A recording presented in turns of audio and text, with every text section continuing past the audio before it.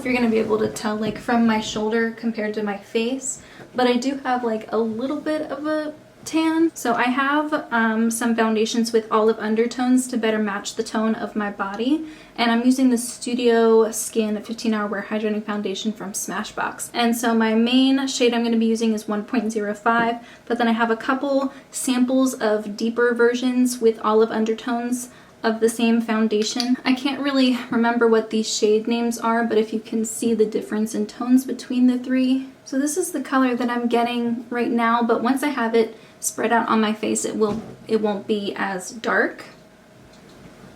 I added another drop or two of that lighter shade just because I feel like the other two shades were just a little too dark.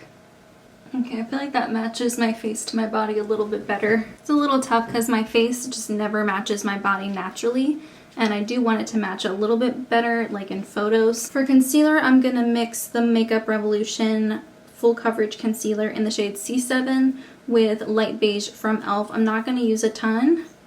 I'm just going to mix it because one is like more pinky and one is more yellow, and so I'm hoping they kind of cancel each other out. And I'm going to use a little bit of this NYX Dark Circle Concealer in the shade Fair. I'm going to put a little bit of that right on top, right on those inner corners of my eyes where I do have a little bit of darkness. I don't know if it's from natural shadow or just how thin my skin is, and then a little bit over that vein that I have under my eye. And I'm gonna very carefully dot around it without actually blending it around so that I can keep as much coverage as I can. Then I'm gonna put on some eyeshadow primer. This is the Makeup Revolution Cut Crease Canvas Full Coverage Eyeshadow Base in the shade Illustrate. And I'm going to use a big fluffy brush first to blend it. This is an IT Cosmetics Stunning Eyeshadow Brush. It's like fluffy but still kind of dense. And I'm going to use that to blend it around on my eyelid, and then use my makeup sponge to blend it a little bit more. I'm going to grab a cream colored eyeshadow. This is the Too Faced Natural Nudes palette, and the majority of the shades I'm going to be using are from this palette. And I'm going to grab some of that cream shade and use it to set. And I'm going to use the Charlotte Tilbury powder and that same brush to set my under eyes. But first I'm going to go in with my ring fingers and just tap out any creasing that has happened under my eyes. Next, for powder, I'm going to be using the Urban Decay Velvetizer powder and that brush from BH Cosmetics. And I'm going to press this into my skin. It's a very lightweight translucent powder, so I'm not worried about it looking too heavy. And I don't know how to explain it, but I like to have enough powder on my face in order to just like glide evenly over my skin. Like I can press down a little bit and then go like this and it won't catch anywhere. There's no parts of my face that are still like wet. But I just like to make sure that there's enough powder, especially in the summer. I don't do it as much in the winter, but that's how I know that my bronzer, my blush, and my highlighter won't skip, because I'm not missing any parts of my face that are like still wet. So for bronzer, I'm gonna use the Bahama Mama because I feel like this does have a pretty good olive undertone and it is a little bit deeper. And I'm gonna go back in with this powder brush and just make sure that it's not too harshly applied anywhere. And then right at my hairline next to my ears, I'm gonna go in so that there's no like brown in my hairline. Now for blush, I'm using the Buxom Seychelles blush. This has a really nice kind of bronzy rose undertone, and I think it'll look really nicely with the rest of the makeup that I'm trying to apply. And this also has a little bit of a satin finish to it as well, so I won't have to overdo it on the highlighter. And once again, I'm going to go back in with that powder brush and just make sure there aren't any harsh edges. And then I just read an article, I don't remember who the makeup artist was, but she was like a celebrity makeup artist, and she was giving tips, and one of the things that she said was if you apply your liner first and then you apply your eyeshadow, and then you can kind of trace over that liner again to make it like more bold, but you're less likely to mess up. And that way, if you do make a mistake, you can just remove the liner and you don't have to worry about redoing your eyeshadow altogether. So I'm going to curl my lashes, and then I'm going to apply a liner, a really thin layer, and I'm going to use the Essence Angle brush to do that.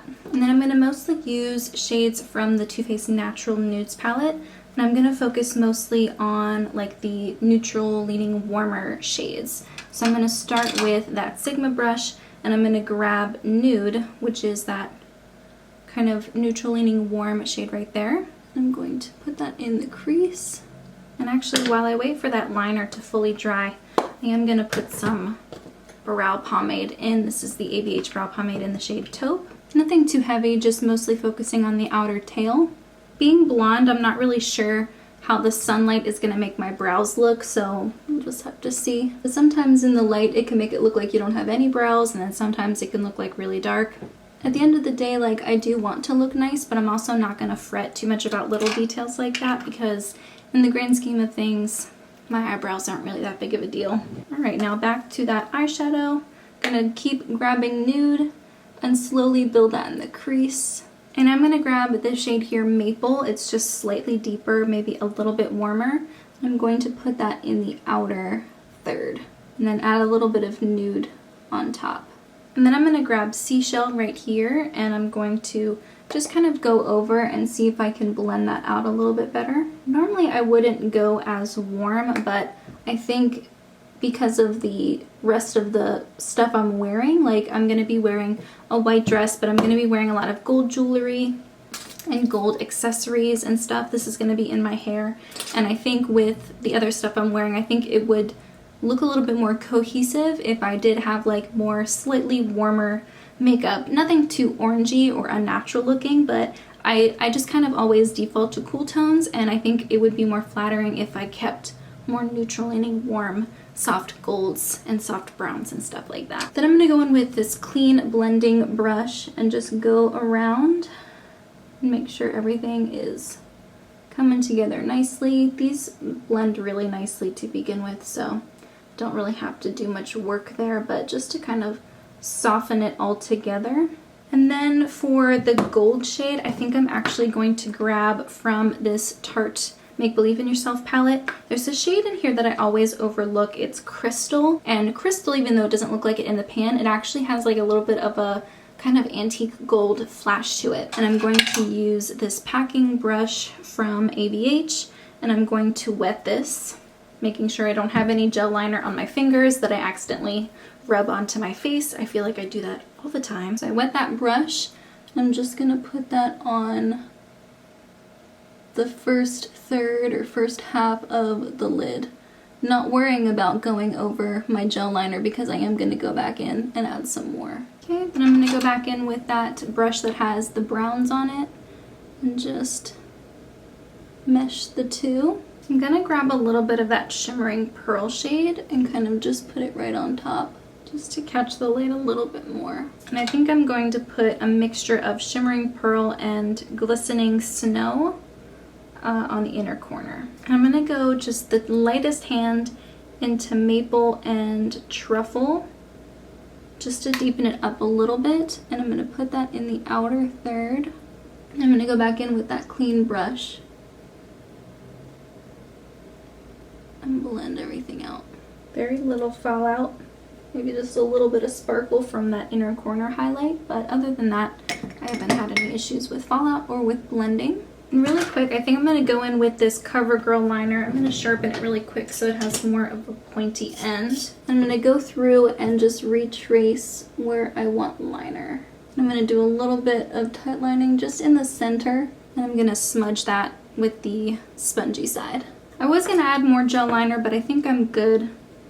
And I'm going to add some mascara. This is the Tarte Pro, but first I'm going to set my face with setting spray. This is the D-Slick from Urban Decay. I am putting a very generous coating on.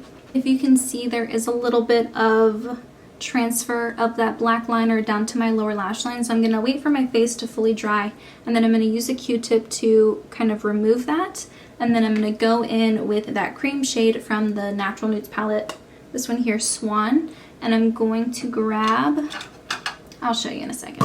So I'm going to take that Q-tip and I'm going to remove the black liner that's transferred to the lower lash line. And I'm going to grab that Morphe M508 brush, grab some of that cream, and then use that to like kind of line the lower lash line. I want to keep my eyes very open. I don't want to close them in with a bunch of extra liner. I want the look to be a little bit softer, and it kind of brightens things up and then hopefully keeps that eyeliner from transferring down to the other side. And then lastly, I'm going to take the Essence Pure Nude highlighter, and I'm going to grab that fluffier brush from e.l.f. I'm just going to grab a little bit and kind of go like this and dust it lightly on my cheekbones. I don't want like a stripe, a super metallic stripe or anything, because it is outside and we're going to be like in a park. I want it to be a little bit more natural looking, a little bit more naturally dewy. Maybe I'll go over with the blush brush just to bring some color back right to the apples of my cheeks.